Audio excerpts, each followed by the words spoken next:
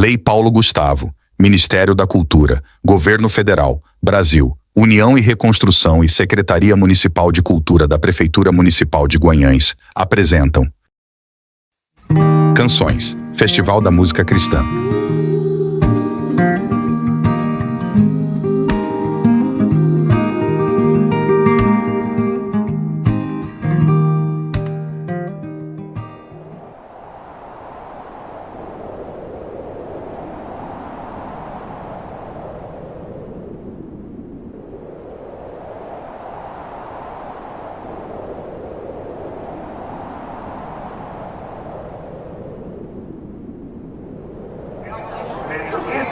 Eu vou conversar no microfone da Rádio PLFM com o padre Sancler, ele que é da paróquia São Miguel e Almas aqui de Guanhães, e a Diocese realizando esse evento maravilhoso pelo segundo ano consecutivo.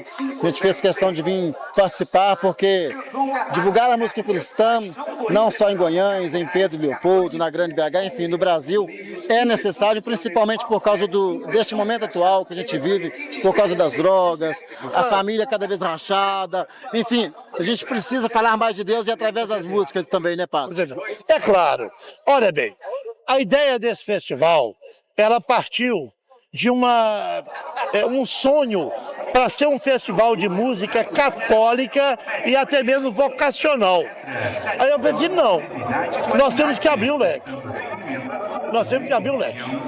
Eu acho que quando você fala de música, de arte, você não pode fechar. Então, vamos abrir, vamos convidar. Então, hoje, quando nós chegamos no segundo festival agora, nós somos praticamente meia-meia, em termos de pessoas evangélicas, de pastores que estão com a gente e da Igreja Católica também. A ideia é da Igreja Católica, o sonho foi esse, mas foi um sonho que foi abrindo para essa presença de outras pessoas. E está bonito e bom demais. Nós vamos começar nos levando para a década de 70, final da década de 70, porque foi onde a Igreja Católica promoveu um festival da música católica. Esse festival durou algum tempo, depois esse festival acabou, e o tempo se passou, Dom Leonardo foi embora e veio o padre Sancler.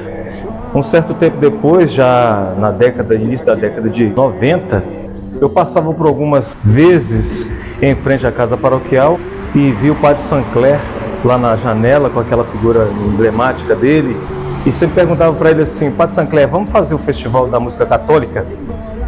Ele me respondia: vamos pensar sobre esse assunto.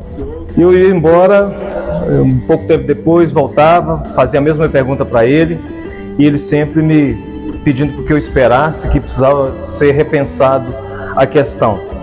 Quando foi em 2000, eu passando por lá perguntei para ele: padre Sancler, sobre o festival.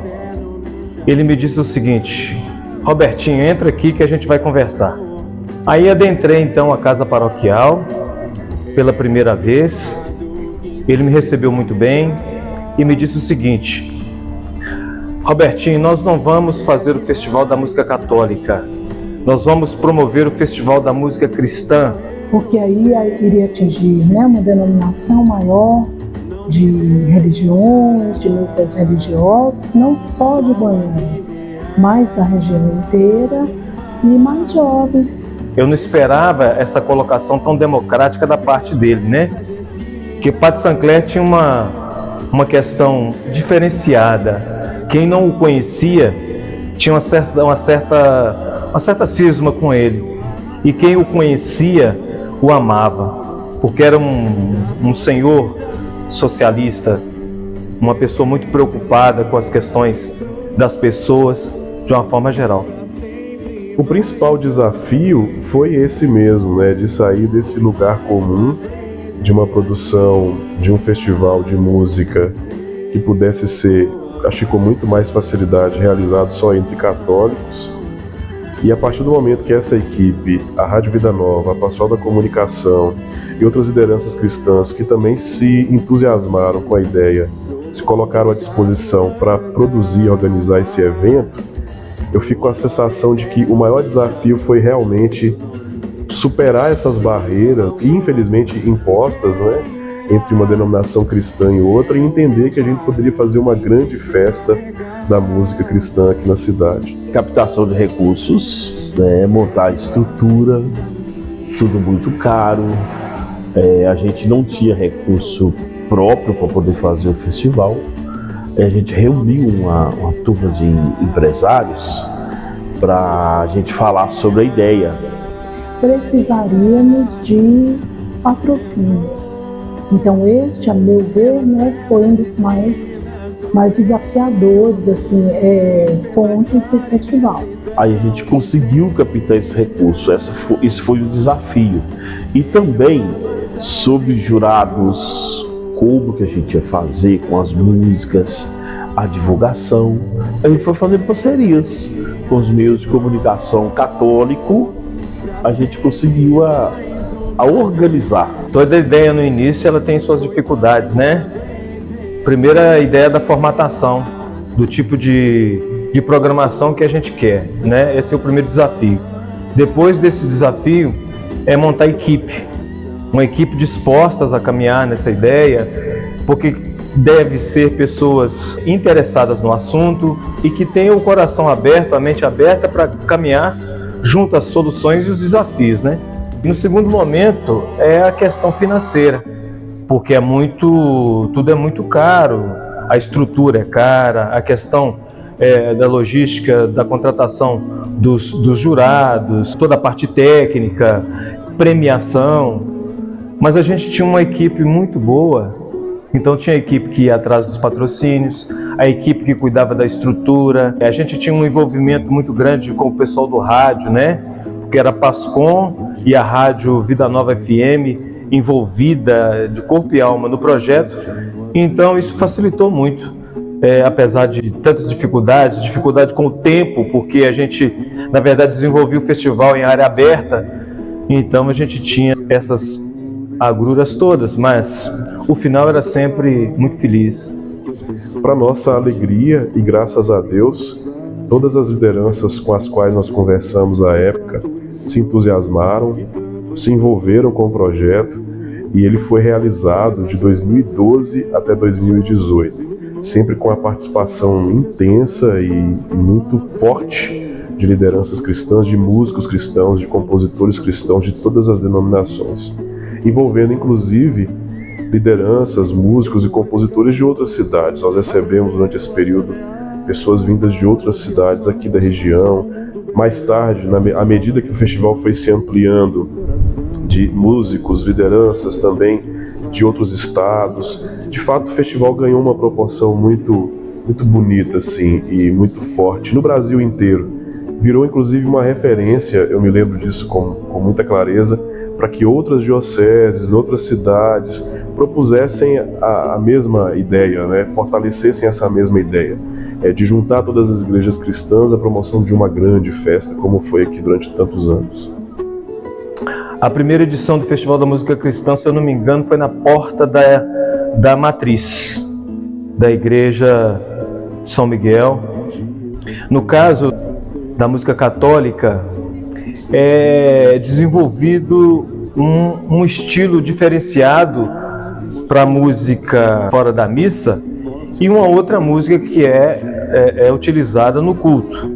No caso do festival da música cristã, a gente motivava os compositores a compor canções que fossem um pouco mais populares, porque o estilo da música que é cantada nas missas é uma música que vem com aquele estilo gregoriano, onde você utiliza poucas notas, é uma música mais reflexiva, né? A gente motivava que fosse criada canções um pouco mais populares.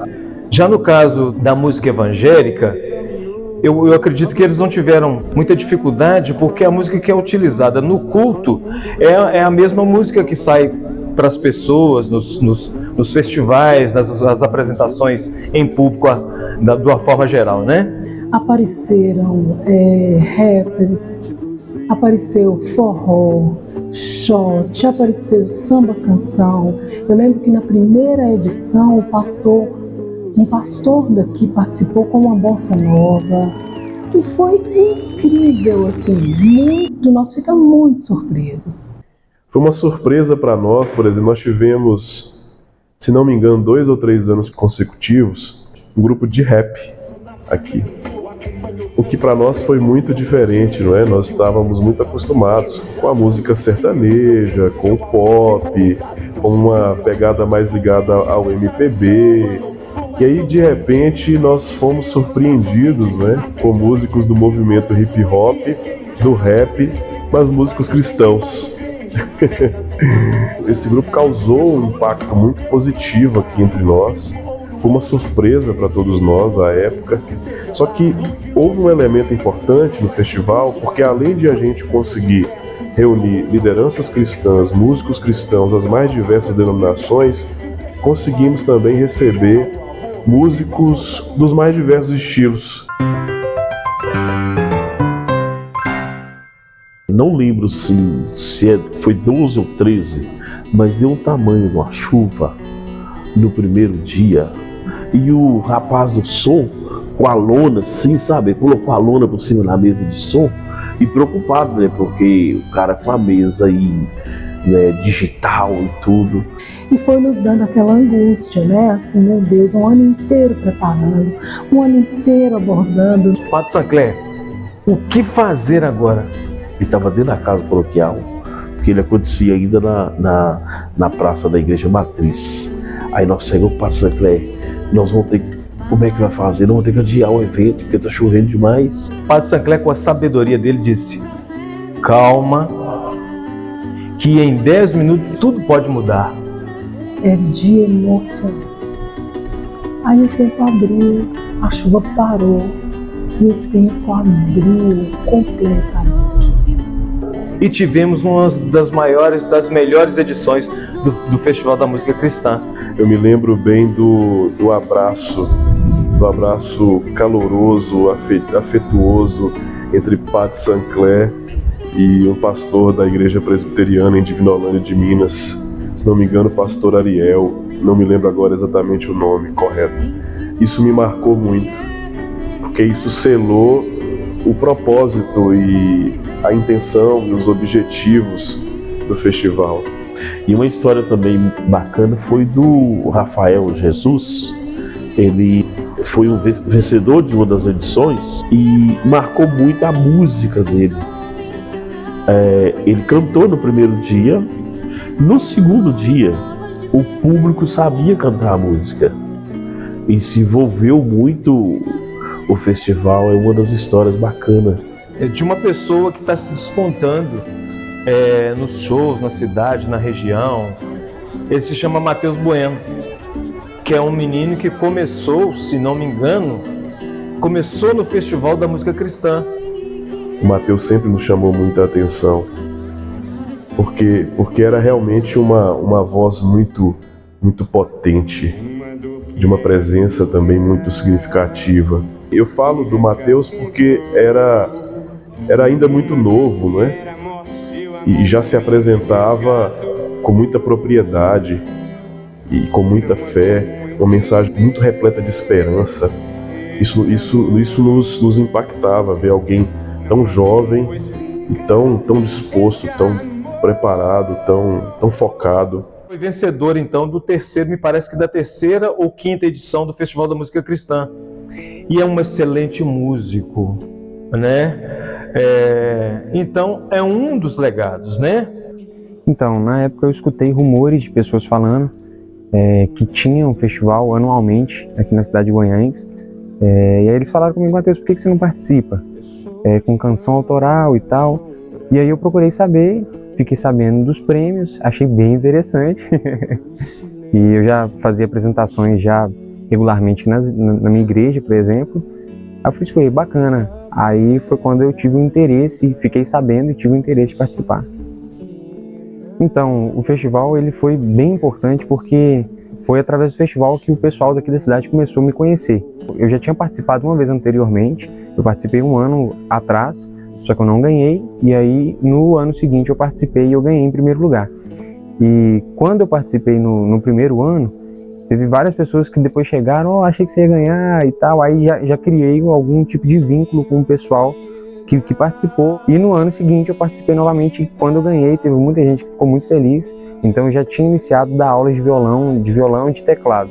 E aí, através de ter ganhado, né, o Festival da Música Cristã, quando saiu a notícia, o Matheus Bueno ganhou o festival, o Matheus Bueno também dá aula, aí o pessoal começou a associar isso à minha imagem. Foi bem bacana, porque aí, de fato, o pessoal começou a me procurar. Então isso aí, de fato, foi um pontapé que me ajudou muito a ficar conhecido e a ter mais alunos e o pessoal a me procurar para as aulas de violão e de teclado.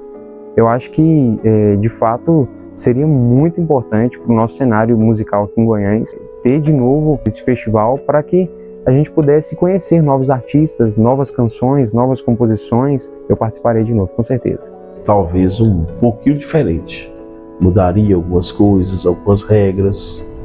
Se a gente conseguisse retornar com o festival, seria muito importante para a cidade, para a região e também para a gente, né? O festival foi uma coisa tão positiva que até hoje as pessoas perguntam quando é que a gente poderá fazer uma nova edição.